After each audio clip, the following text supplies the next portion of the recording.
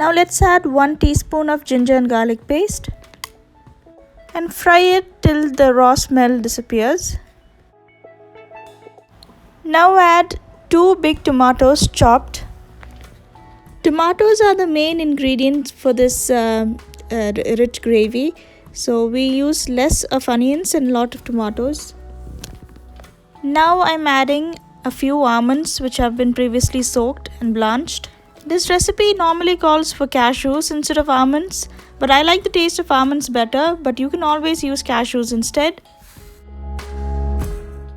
Now let's add 1 teaspoon of Kashmiri chili powder that gives more of color and less of heat.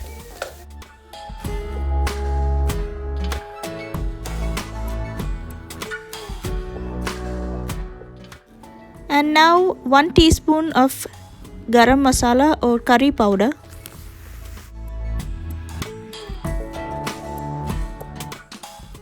Some salt as required.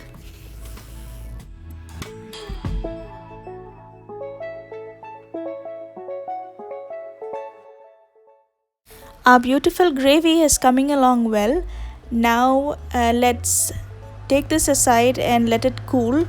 And once it's cooled completely, we'll grind this up into a fine paste. Right, so now it's cooled down well.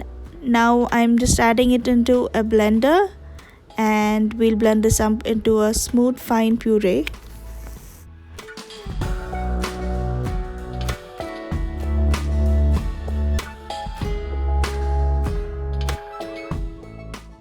In a pan, I'm adding some butter mixed with the oil that I fried, the leftover oil that I fried the chicken in. That's why it's like an orange in color.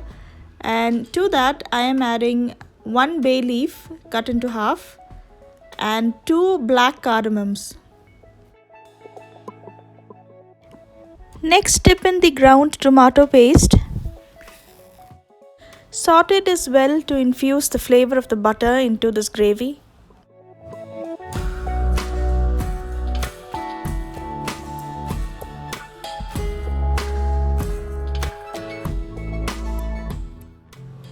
Let's just add a little bit of water and let this gravy simmer for 2 to 3 minutes.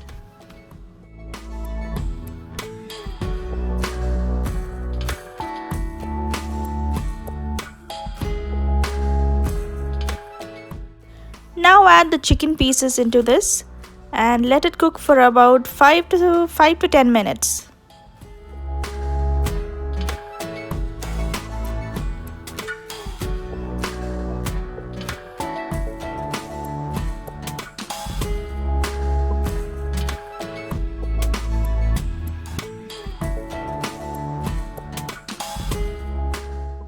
After 10 minutes of simmering down, the chicken has absorbed this delectable sauce and its wonderful flavors.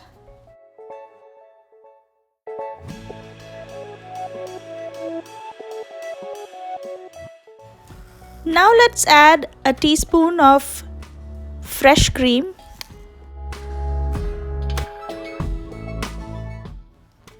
And a teaspoon of dry methi leaves or dry fenugreek leaves, also known as kasuri methi. At this point, let's turn down the heat or turn off the heat since we've added the cream and the kasuri methi. The cream, if it continues to cook, it will split, so it's best to switch off the flame and add the cream. So this is a tangy sauce, so we'll have to balance the acidity and the sweetness, so we'll need to add a little bit of sugar to balance it out. Right, now our awesomely delicious and delectable rich butter chicken is now done.